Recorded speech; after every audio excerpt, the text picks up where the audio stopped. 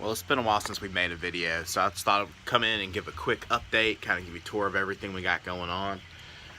There's going to be some familiar faces and things that you'll see that going on, and some new faces here on the farm, lots of new faces. So we've been up to a lot, which is very tiring and has led to a lack of videos lately, and I apologize. But I'm going to give you a tour of everything we got going on and introduce you to everybody, and yeah, we're just gonna show what we got going on. So, you may know, this is a new face right here. This is Scarlet Overkill. You'll see a name recognitions here in a second. We're Minions fans. So Scarlet Overkill. And this one was now. Where'd you go? She's hiding back there on me. This one right here, that's Mischief. And this is my daughter's goat. She's helping us make our soaps and all of our things going on. And down here, we got Miss Nadine the sheep. She's been an absolute blessing. And down here, we got our newest guard puppy right there. Hey, Sushi. What's up, boy? What's up, boy? He's been a blessing already. We were having a problem with fox attacks on our chickens. And since we've added him, just having him in the yard, we've really reduced down a whole bunch of what's been going on. We put up hunting cameras and stuff just to kind of start tracking things. And since we've added him up here into the pen, that fox doesn't even enter the property anymore. Just having him here, he doesn't even hardly bark, but just having him here alone helps keep that away. Now, I'm going to introduce you to the littlest members of the Boyd family homestead. This is Vector. Yeah, these are our two new little bucklings that we got, and they're going to help us make sure we keep our milk production up this winter. And this right here, that's El Macho. So Vector and El Macho. And they've just been absolute blessing. They've been so cute. They run and they frolic and they play. They've been a lot of fun to have on the farm. She agrees. We are expanding the space just a little bit. Gotta do the awkward duck now. Our fencing, our goats are taller, are able to jump out of our fencing, and they find little weaknesses in our fencing. They like to jump over it, so we had to add chicken netting in there to keep them off. We're going to switch to electrical on everything, and that'll help keep them off. But during the day, this is where the boys come out and play, though. They just kind of come up here in this little electrical fencing, and they can hang out, be in the sun, frolic, do their thing, eat grass. They're all good. Next, my garage is a total mess, but I think all you homesteaders are out there are going to understand. But just right outside our garage, just so we can keep an eye on them, and again, kind of keep predators away a little bit. Built a little quick brooder. And this will probably be their coop once we move it out into the field. This roof right here will just pop right off, and we'll kind of take it down in sections, and we'll just kind of move it out. It does have, it was getting a little cold the other night, but I just kind of added these on for kind of absorb some heat. Just some screening on there, and then inside. Oop. There we go. We have all the baby chickens, all the baby chickens, all the baby chickens, all the baby chickens. All right. Any under? Nope. All right. Everyone's here. So we got 3 Easter egg layers, 10 Rhode Islands, 4 Barred Rocks, and we had 4 turkeys. I'm now down to 1 turkey. And there's something else missing from here, and that is ducks. We have 4 ducks, Huey, Louie, Dewey, and Flagada Jones. If you've been watching our Instagram, you've been seeing photos of them. But we've learned a hard lesson. You know, you pay $15 for a turkey at the co-op by the time you pay out your taxes and everything. And you got ducks because you were excited to see ducks on a good price, so you picked up some ducks. And the next thing you know, you get a cold streak while they're in the brooder, right? But what do ducks do? Ducks are ducks. They play in the water. They're shenanigans. They're named Huey, Dewey, and Louie, right? So they have learned that they are like living, they've learned that they're living water guns.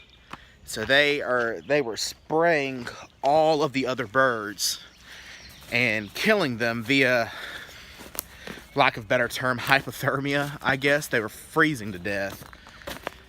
So we had to remove the boys. The boys are currently in our laundry room, which is not a very good long-term solution, but we'll probably add them back to the coop here soon. Now,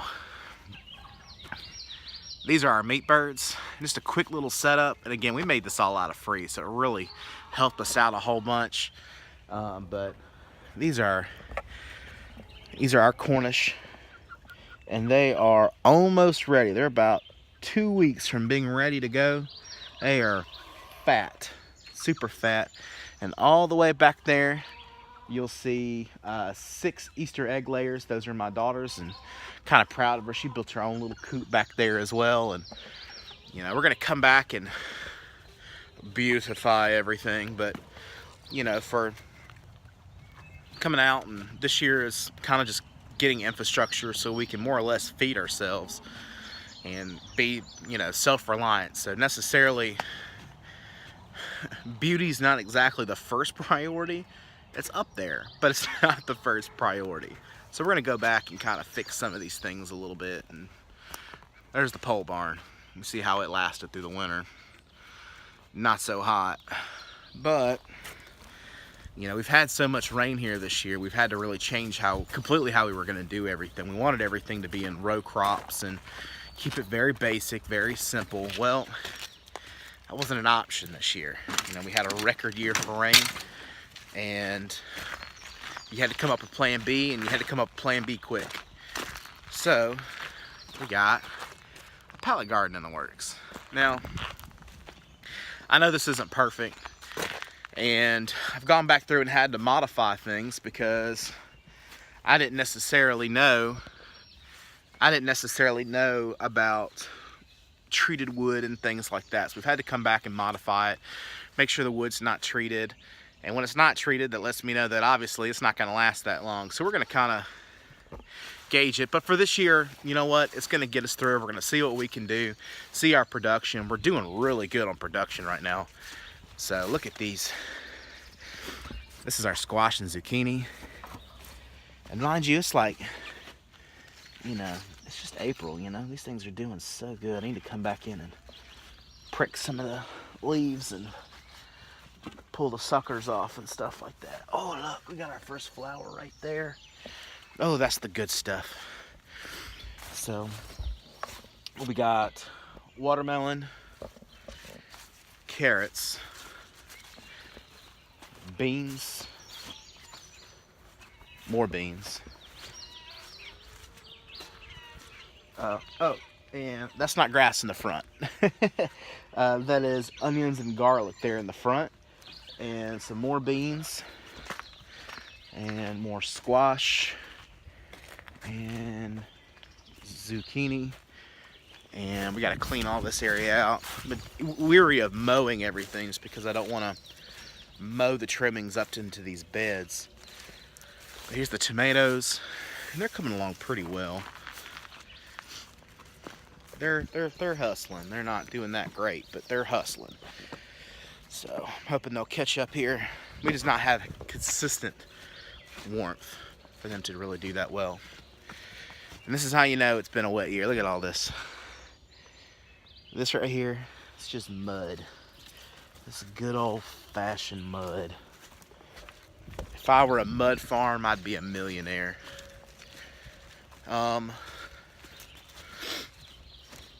We do have a little potato set up, and I know for some people they're like, ugh, it's so white trash, but I have seen potatoes grown in those expensive potato boxes, and why deal with a whole bunch of expensive potato box buildup when there's free tires everywhere?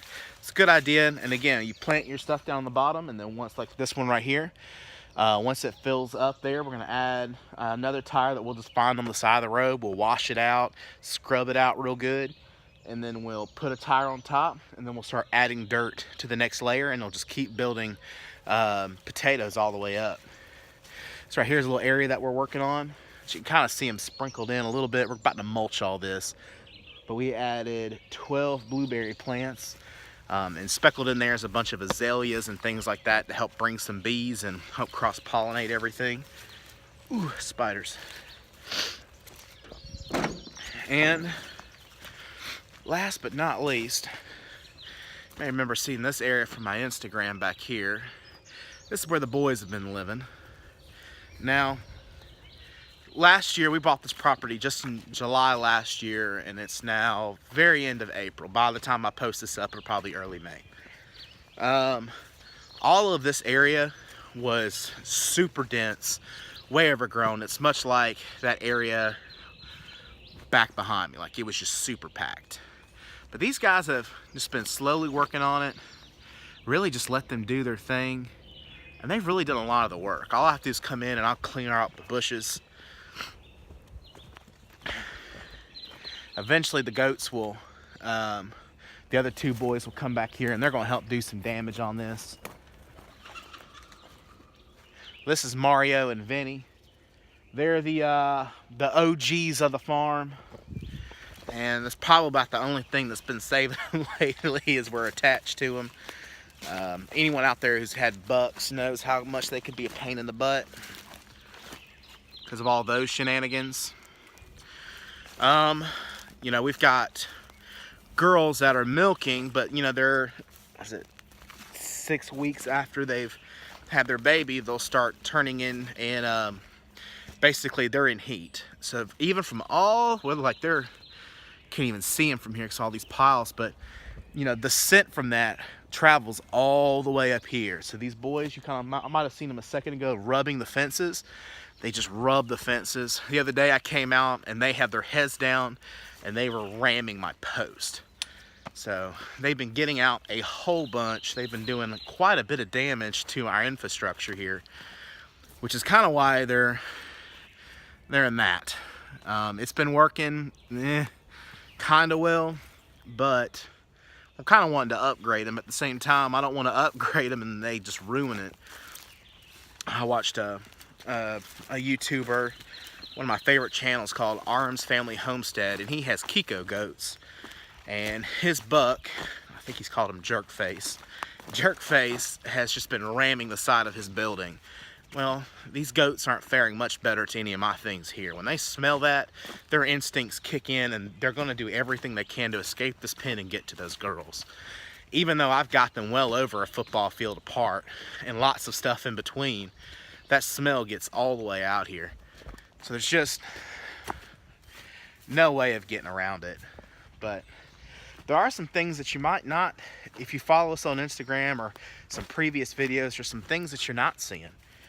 And one of those is some little goats. We had, look at this. You know what's doing that? Those holes in my yard? If I can get up close enough. I don't know if they're the 100% culprit, but my yard is so muddy. There's crawfish inside of them things. That's how much rain we've had this year. Those are everywhere, all over my property, and they all have crawfish in them. But anyways, there are some animals that you're not seeing on our farm that have been staples on our farm for a long time. And that's Sal, our first doe, and then her baby Charlotte. And then, you know, Sal had a baby named Bo. And Bo, Sal, and Charlotte went to a great new home. We're very excited for them. We wanted to upgrade our herd. And that's why we switched to, we got a mini, we call it a mini Nubian, that's Mischief. And then we got Scarlet. She's a full-bred Nubian, could be registered if we wanted to. Then the two boys are registerable as well. So we're kind of just wanting to upgrade our herd. They come from great families. both sides were show goats, and not like, and like high producing show goats at that. So we got their pedigrees and everything, and I'm not saying that's always the route to go, but you know, we were just kind of dealing with a lot of mutts and we weren't necessarily getting results. So we wanted to focus in on a couple projects and just really focus in on things. There's one other thing that I didn't show you that you might have seen in a previous video, and that's rabbits. We do have 2 more rabbits left. We have decided to wait on our rabbit production a little bit. We had 2 little doelings that we held on to, but our main breeders were over, you know, almost 3 years old. So we have decided to those 5, and we had ourselves a good old-fashioned eating. So I'm very blessed and thankful for what they've done for the farm. They've helped provide, you know, manure and things for the crops, and they've done a lot for us. But I think for twofold reasons we decided to let them go. And one is they weren't producing for us. I think they just reached past their prime. And then the next is it just wasn't getting a focus for us. So if we're not focusing on it, and they're not constantly being bred, the buck's not constantly being a part of the process, then, you know, we're not doing them any service. They're just animals in cages, and there's a certain point where we're not benefiting, they're not benefiting, so let's quit wasting our time. So we brought it down to 2 does and 1 buck, and the 1 buck is still kind of sitting on the chopping block a little bit. He's trying to do his business, but, you know how women are, right? So we might see if we might change our buck and find one that the girls might be more into. I think they're just intimidated by them.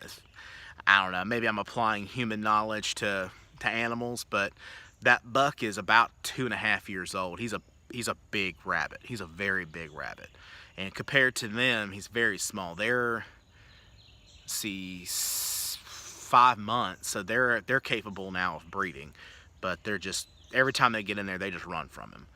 So I think there's maybe just a size differential. I'm not too sure yet, but we'll see. Well, guys, this has been just a quick tour of our farm, and I know it's getting kind of long, and I'm very talkative, but I'm very excited to show everything we kind of got going on. I know it's kind of a hodgepodge of stuff, and it's early spring, so everyone's busy. There's lots of stuff going on.